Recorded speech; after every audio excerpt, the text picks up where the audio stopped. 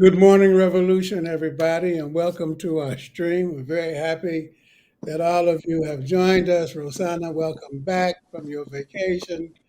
Hello, Lisa. Great to see you. Joel, as always, very great to see everyone. And we are streaming on Tumblr and on YouTube and on Facebook. If you like it, share it, um, like it, and please spread the word. We're trying to get the message out. And needless to say, we need your help. This morning, we are talking about cultural revolution. Cultural revolution. And that is a term that was widely used by Marx, by Engels, by Lenin, and talking about the battle of ideas. It was uh, popularized by Antonio Gramsci, the great Italian communist who described it as the fight for hegemony, the fight for the ability of the working class movement to engage in the battle of ideas as one of the principal forms of struggle that the left and that the working class parties need to be involved in, and so on and so forth. And then, of course, we came to know more about it as a result of some of the events that took place in China. Um, Interestingly, the right wing has developed its form of uh, paying a lot of attention to the battle of ideas. You might even call it cultural revolution. Rosanna, I was a little surprised initially when, after Trump got elected, I mean, I expected that they were going to go after the government, they were going to go after government workers. I expected them to go after immigrants. I expected them to go after labor unions. But I was surprised when they went after universities and then museums and then libraries and so on down the line. Were you surprised, or am I by myself in that category? Well, I wasn't thrown off my chair, uh, but I think it speaks to their attempt to try to quiet or silence speech, silence and scare people. It's an attempt to squash the reaction, the the united front that is forming, especially understanding that young people uh, have historically brought the fundamental change and uniting against these attempts to fascism and other ruling class attempts to dominate us. So I'm not too surprised, um, but I think it we need to look at it as uh, what is their it's like they're playing games with our minds. We have to be very mindful of that, not allow that to get into our heads about what's happening, who's next, that kind of a thing. It's about really staying focused and staying active. Join if you're not active already. Join an organization that is. Uh, get together. That's your best defense, and that's like really the most effective way to survive this as well. If you're feeling hopeless, if you're feeling like, oh, what's going on, join an organization, get involved in some community action that's going to make some change, or at least speak out against these things. Because that's in trying to um, explain all of their moves and things like that, you can't, because they're just, they're playing with our minds and trying to disillusion us and trying to quiet us and everything like that. But don't let it happen, because if we let it happen, we've lost. Join an organization. That's what Kwame Ture used to say that all the time, formerly known as Stokely Carmichael. He said, whatever you do, you don't have to join my organization. Join some organization. Get organized because the people who are fighting against you, they are organized. Lisa, Rosanna says that they're trying to get into our heads. They're trying to penetrate Mhm. up here. In the first paragraph of Mhm. Project 2025, um, the battle lines over history are drawn. They say America is now divided between two opposing forces. Listen to this: woke revolutionaries and those who believe in the ideals of the American Revolution. What do you think about that? Are those the battle lines? I think what's beginning to happen, and I'm seeing this on my own college, is that people who might have made distinctions between where they stand on questions of justice, on questions of equality, we're realizing we have much more that unites us than divides us. So, one of the things that's happening on college campuses is this massive rise in joining organizations, even those like mine, where we have no access to a union. We're joining the AUP, which is the American Association of University Professors. One of the three lawsuits against the Trump administration has been launched in March by the AUP.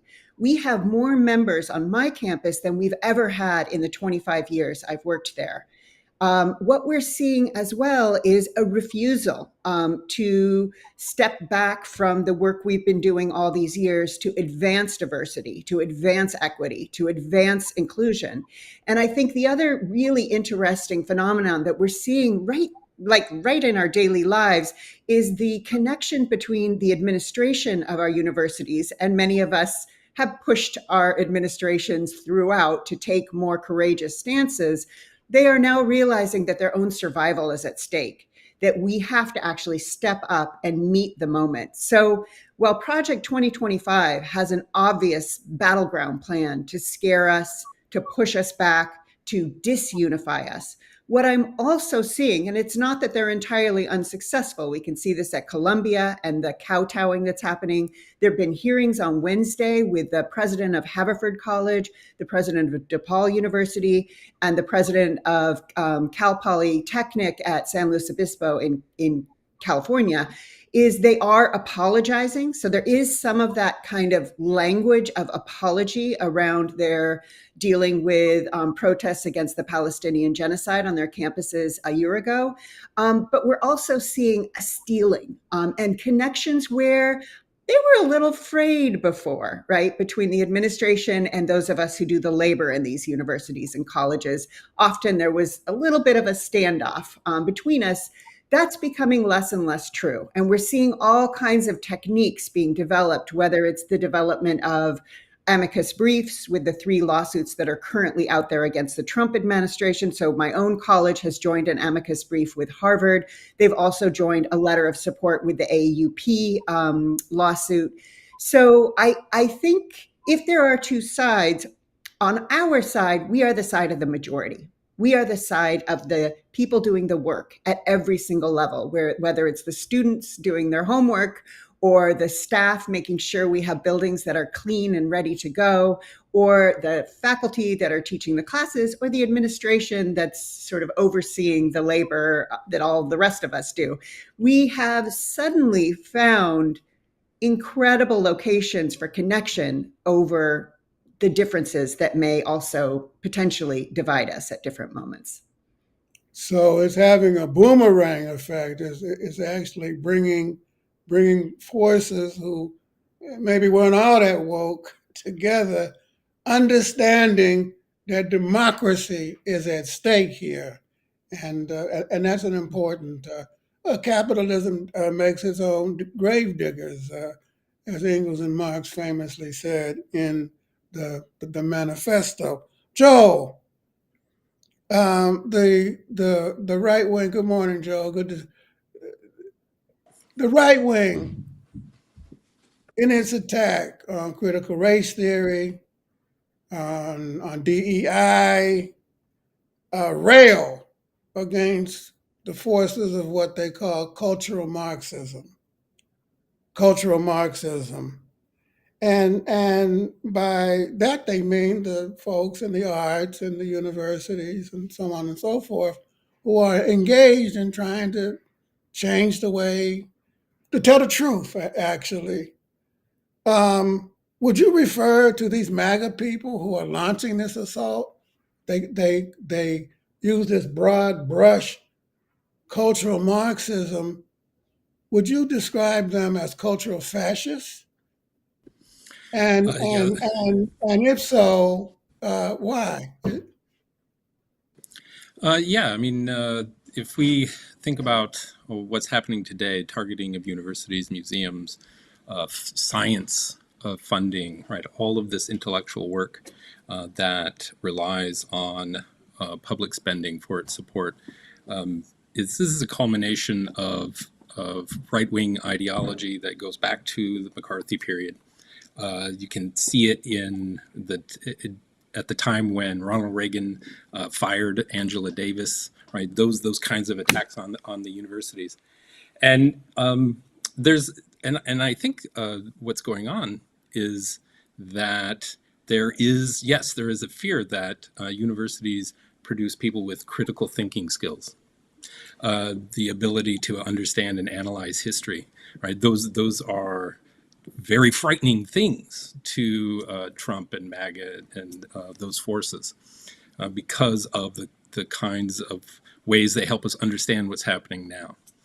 And you can also kind of see this process playing out, attacks on universities, attacks on resources and funding for universities as a part of Trump's authoritarian gesture, right? Attacking a variety of social institutions, some of which you've named at the top of the show, to force them to seek redress directly from him personally, from the office of the presidency personally, to relieve them of this onerous burdens that he's imposing, usually illegally, right? It's illegal for a politician to say you have to support me or my ideas, and then you can get resources, right? That's extortion. So it is, yeah. Those elements of fascism are at work, and I think they attack on ideological apparatuses like universities, right? The sources of ideas and creativity and research is meant to sort of displace the notion that we can find solutions for the kinds of crises that capitalism creates for us. Right, we're living in a time where capitalism is near the end of its rope. Right, it has nearly created the conditions of no turning back from climate change. Right, which will prove to be a disaster for humans as a species. It has no solution for that except more of the same. And you see those billionaires gathering at Trump events, right? Gathering and they're weird. They're really weird. They're really weird people, right? They're not normal people. They're sociopaths, and they have this weird idea about themselves. And their attempt here, this cultural revolution, as you call it, I think is an attempt to cause us to not think about the consequences of monopoly capitalism, the consequences of ecological disaster, the consequences of excess, and to sort of pretend that that's not a real situation, and to think about other things, right? Well, at least I have my super big truck and I can go as fast as I want on the freeway, and then I can complain about gas prices the next day. And no one can stop me. I'm the center of the universe, right? Those kinds of ideas, those are the kinds of ideas they want us to be deploying, right? It's kind of a culture of, it doesn't matter if we survive as a species. It doesn't matter if we survive, if people live, if they're happy. It doesn't matter as long as I get the thing I want, right? And that's the idea they want, right?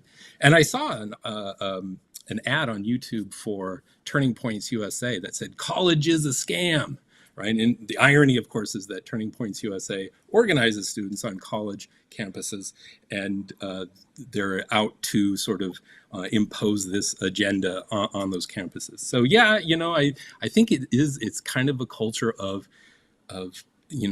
it doesn't matter. We have no other solutions. Excess is good. Support the weird billionaires. And I think that's, fundamentally all they have for us. That's all they have. Well, I mean, and if you don't like it, either you can lump it, as we say back home, or you can go to Mars. I mean, Musk says he wants to save civilization, by which I take him to mean white Christian Anglo-Saxon civilization. And if it don't work out here, you can take a rocket ship along with him and others of like mind. But Rosanna, back here on Earth, way back when, Marx said that the ruling ideas of any given epoch are the ideas of its ruling class. Um, and that's true, and they spend billions and billions of dollars in an attempt to continue to try to get into our heads, as you said earlier. But there also have been significant victories in that battle of ideas that the working class and the people of color and women have won. What are some of those victories, in your opinion, in the battle of ideas that we've won? Well, I see that people are no longer just taking the word, as face value. They have resources to investigate a little bit more, and so that uh, we always stress the looking deeper under the hood to make sure that you've got the right information. And I see that a lot on social media where people are encouraging that as well. Of no, you hear something, just like with this recent thing with the Pope. They said, "Oh, we have a Pope." This was like 2 days ago, and if you look deeper, there was nothing like that. So I think people are understanding the need to look deeper. I think that's a really important aspect that needs to be encouraged a lot. We have the resources now because we have the internet where we can do our own research and not rely on the mainstream media like before. Um, I think the understanding of uniting and different forces. For example, we have a Mayday Coalition that is made up of a bunch of organizations, community organizations, and trade unions, and and the idea of uniting and understanding that our goal is very similar. We have the same enemy, so to speak. So uniting is also really important.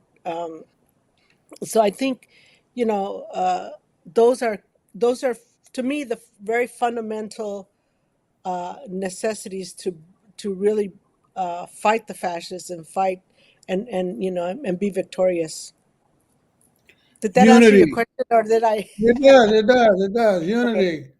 And Lisa, that's an important collective bargaining, you know, was a big ideological victory that was won in the country and in the labor movement. The idea that we have to combine, we have to organize together, that if we don't, all is lost. That's a very important And and, ideological and victory. Dimitrov stressed that the unity in action, Unity unity in of that, action. Yeah, he absolute. stressed that, and that's it. We can see that as a really important necessity, especially right now, what we're going through.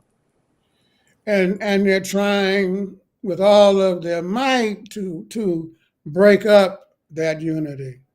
Lisa, um, one of the big projects of Project 2025 is going after the museums, and they have their sights set on the Smithsonian and the African American Museum. And we hear that they're taking exhibits out. If I was in DC, I'd organize a sit-in occupation right in front of the front and back door of the Smithsonian and dare them jokers to come take stuff out. But I'm in New York. I'm not in I'm not in DC.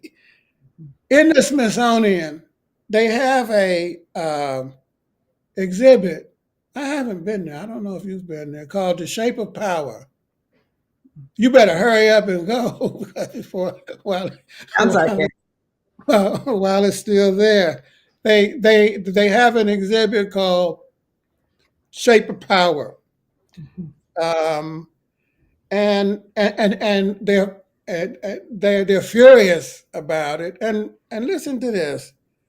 They say that it pushes the view, Project 2025, and Trump took an executive order and included this language in it that exhibit, that sculpture pushes forward the notion that race is not a biological reality, but a social contract.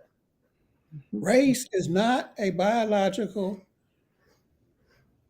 reality, but a social construct. I said contract, social construct. Mm-hmm.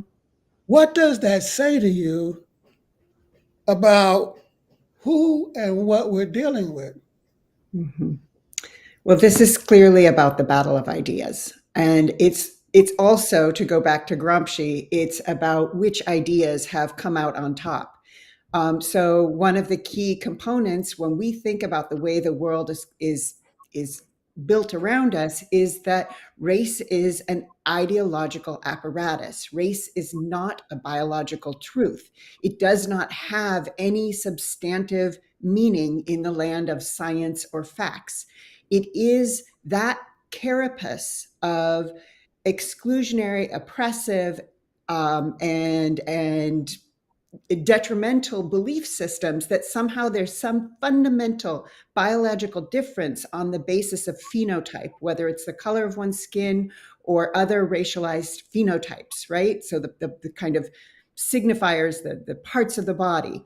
And when we have won, that is become a common sense idea, that in fact race is meaningless. It's only meaningful in the ways that the systems of power have produced oppression and exploitation on the backs of that idea. So when you're going after museums that take as a given that race, it could be wiped away tomorrow as a way to make distinctions and hierarchies and oppressive realities for people on the basis of their racialized phenotypes, that shows the deep embedded racism of Project 2025. They're showing their hand right now. They're saying without a construct of naturalized race, of biological race, we cannot go forward with our agenda. We demand racism in our museums, in our colleges, in our high schools. They're going to make their way all the way down the educational system to our kindergartens, right? To our preschools, so that these deeply detrimental, these historical notions that undergirded transatlantic slavery, that undergirded the system of chattel slavery in this country, that's what they want back. They want to take that notion that undergirded our most oppressive and detrimental histories so that they can reinstitute it. They can say, this now is our common sense. This is where we will make our decisions from. So when we hear about what we've lost, we're fighting for those basic gains, those basic common senses. It's harder for someone to say it's a biological difference between us. We've won that. We fought for that. And when we say we will not go back, that is precisely what we will not go back to. There is no basis, no biological basis for the institution of racism as it structures our housing, our education, our healthcare, our longevity, our relationship to the penal system and incarceration. There is no basis that has biological fact. This is a social construct that can be deconstructed. Thank you. Joe, I was going to ask you another question, but I want to continue on this point for just a minute. In the introduction on Facebook and Instagram, which I wrote, I take authorship. So if you want to criticize it, blame me. I say that what they're doing is to try to lay the ideological and political basis for the establishment of a white republic. building on what Lisa just said, you talk about fascist ideology and the myth of Anglo-Saxon, in this case, or if you were in Germany, Aryan superiority. Isn't that what we're talking about here? My question to you is to say that they're trying to lay the foundation for a white republic, overstatement or not? Well, it causes me to think about what you said at the top of the show, where you talked about how they view this great battle line between the woke revolutionaries and people who believe in the American Revolution. And I think there's something in there that is suggestive of. I think Lisa said that the MAGA fascists are demanding racism be reinstituted as an ideological feature of our educational apparatus and our cultural ideas, etc. And I think that's definitely the case. I think that the that's reflected in immigration regimes that they are attempting to institute right now. That's reflective of their deep, abiding fear of the big demographic shift that is scheduled to take within the next decade or so that will see this country transform into a majority-minority country. And that makes them crazy with fear, right? They're terrified of that event.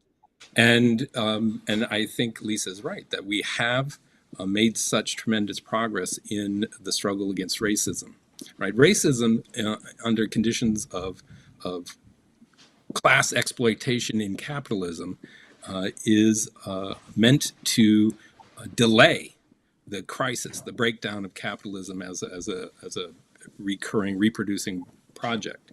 And by super exploiting large groups of tens of millions of people, saying that they're not as valuable as human beings, thus we can take more of what they make from them. And that is a process that continues to this very day, right? That continues in the form of exploitation, higher rates of exploitation for people of color, for women, etc. And they want that to be part of this process. They feel like that could go away, and that poses a threat to capitalism's ability to exploit, to accumulate, to reproduce itself. So I think they're afraid of that, and I think they are.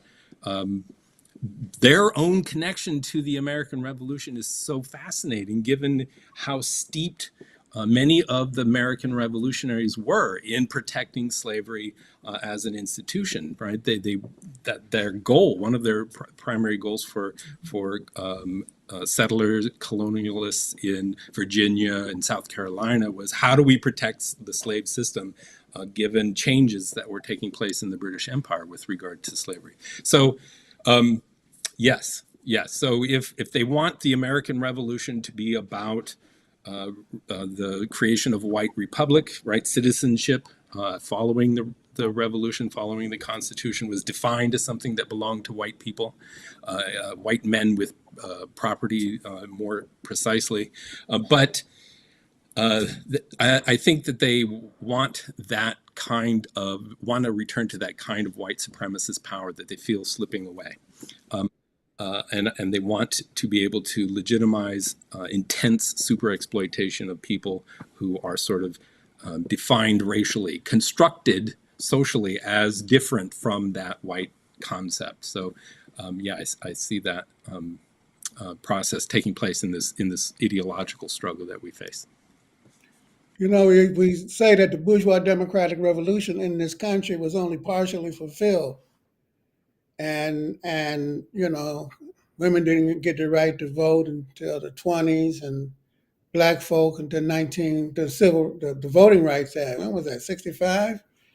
And now they're trying to push all of that back, and a lot of this kind of emerges. You're right, out of America's original sin of slavery and genocide against the Native American population. And Rosanna, you're right. They constantly try to divide us by by pitting one nation, one nationality against another, one gender against another, one country against another, one language against another. And in March, early March, Trump said English only. English is the official language of the United States. How is the Mexican American population in LA responding to that? Gonna stop speaking Spanish? Are you? Can't hear you. You're muted. No, we struggle way too long and hard to be able to speak our language. So people are not just going to take it staying down and saying, "Oh, okay, we're only going to speak English." That's not the case at all. You know, we my sister-in-law was hit by a ruler when she spoke Spanish in her elementary school back in the day. And you know, we fought very hard to be able to have our language and keep our language. Even my mother would not allow us to speak English at home. She insisted that we learn the language, we learn Spanish. So you know, we fought too hard to just give it up. You can't. You know, you're talking to a nation of multicultural, multilingual population. How are you going to force everybody to speak only English? That it doesn't, you know, it doesn't make any sense that you think that that's really going to happen. If you notice, uh, even the signs are still all in, you know, in multilingual. Where I live, there, you know, there's Korean, there's Ethiopian, there's Spanish,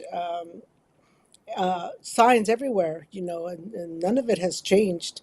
We're not going to, you know, uh, comply in that sense. It doesn't make it. It's just, you know, you can't set back these kinds of struggles, especially when you've, you know, created this pride and the understanding that that's where we belong. You know, this is part of who we are, and so we're not going to comply. Not going to comply. Resistance is not futile. That's right. Um, Resistance is not futile. Trump and them are not the Borg. For all of you people who like me, who love Me Star too. Trek, my son as well. Lisa, were you? I was initially right after Trump got elected. Where are the big demonstrations? Where is the protest? And then you mentioned Columbia bent the knee. These big law firms bent the knee, and they're giving free legal aid to whoever the Trump administration's corporations, flipping on diversity training and so on and so forth. Quiet, not saying a word about what's taking place. Um, Mhm. but something has changed just over the last month, or has it? Do you? I mean, I don't. We don't take our leadership from Harvard, of course, but the fact that they No, we stood don't. up, the fact that is a what the shift in sections of the ruling class. Do you think that they are beginning to and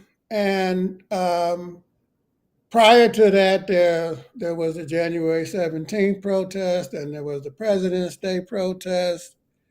Then there was the April 5th protest around the country, New York City, Chicago. Then May Day, Chicago.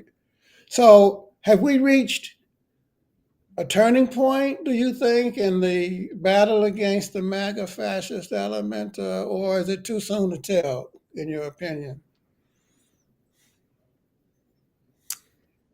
Um, so I think the May Day protests for me were truly inspiring.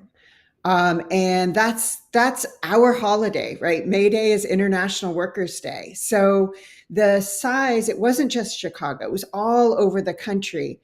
And I think one of the questions that we've been talking about or thinking about on my campus is what's happened is with the Trump administration's sort of eye, if you like Lord of the Rings, you've got Sauron. So just to add another fantasy world into this, alongside Star Trek. That Eye of Sauron is definitely something that we're all keeping watch on and making sure where is it looking next, right? Who is it looking at next? And where that's taking place on campuses is around undocumented students. This is another win on our part. We fought for the right of undocumented students to join colleges and universities. They are on college and university campuses across the country. Now, what we also know is that this is that other population, not just international students who have the student visas, et cetera, are being picked up, as we know, off the streets and deported. I have a PhD student for whom she was being harassed by ICE, and knew her legitimate student visa number and told her to leave, and ultimately she did. So we're having this case where international students, undocumented students, students who are naturalized citizens are all being monitored, being harassed, being terrified, right? But this is not just happening on college campuses. This is happening in our neighborhoods. And I live in the Northeast, and it is happening exactly where I live.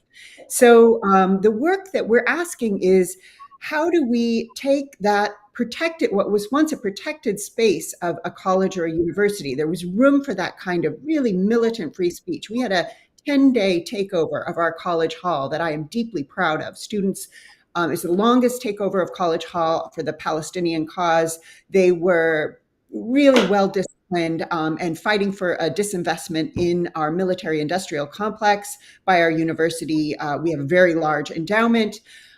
They didn't win the struggle, but what they won was a kind of built solidarity. So what happens when then Trump comes in and says that protected space, that location for speech that is less militarized, right? That's a privilege, is no longer true.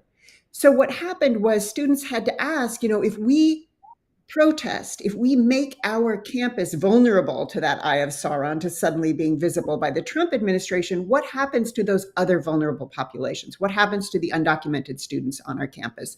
And what has started to emerge as a strategy, it's not that protests are gone. We're seeing Columbia, we're seeing Harvard. There are additional protests happening around the country, UMass as well. But they're joining forces. They're saying that these two are not separate. This occupation of Gaza, the kind of forced starvation of the Gazan people, of Palestinians, that is connected to what's happening here. And the other piece of it is, so now where do we protest? And so that process of opening the gates, right? In this case, students are starting to come and build those alliances with labor, build those alliances with civic groups in the towns and cities that the college campuses are.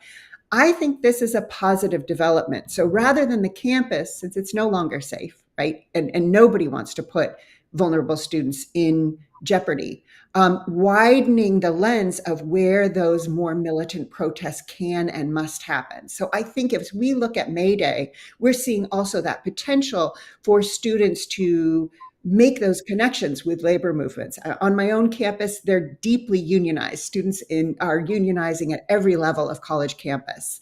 And they know that they need community. So that's a long answer to your question.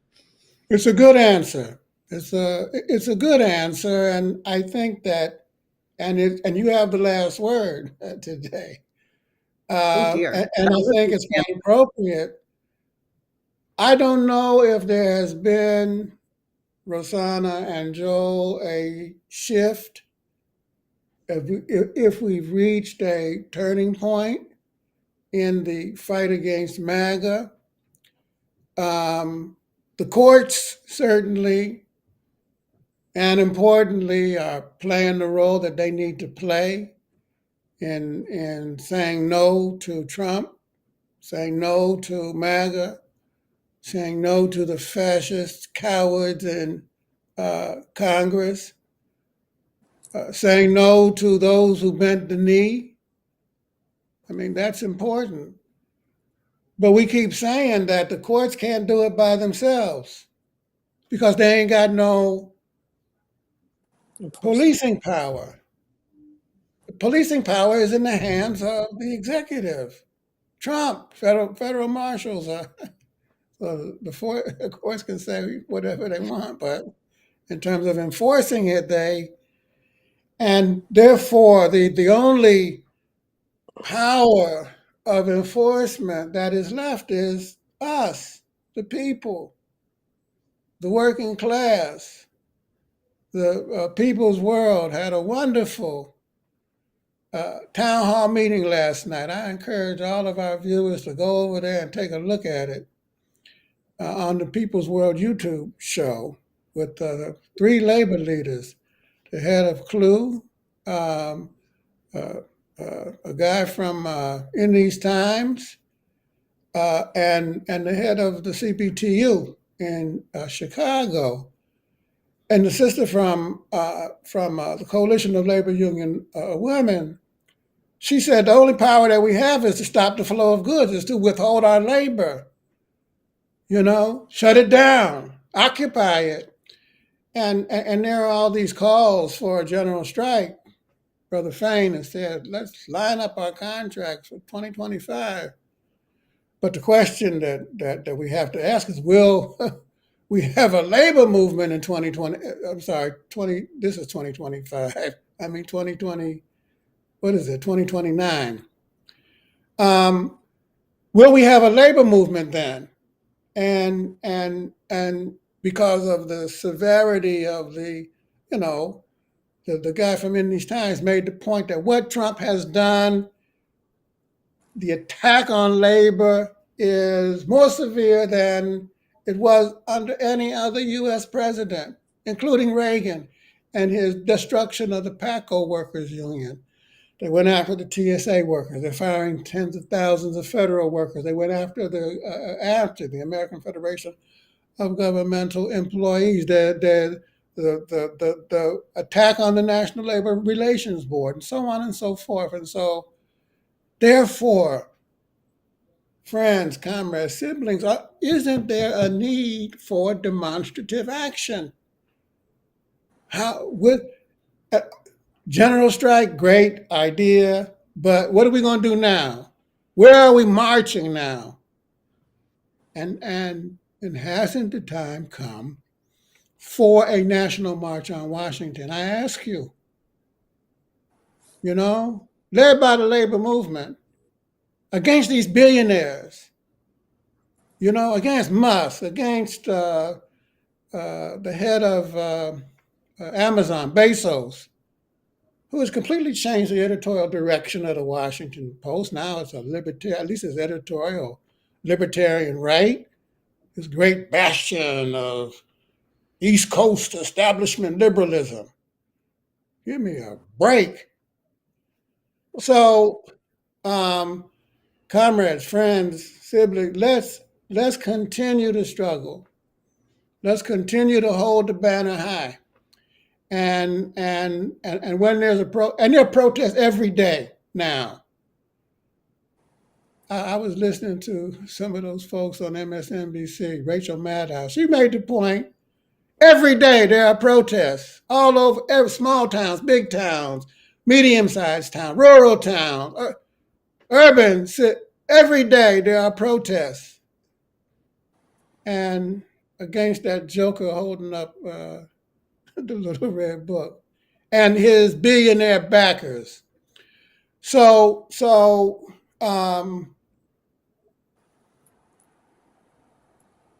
the tide is turning. That's the important point. And we've got to be good swimmers. Comrades, until next week, stay strong, stay safe, stay in whatever you do. Keep hope alive. Don't stay in the fight. Thank you all. We're going to win this one. Take care, everybody. Bye now. Bye.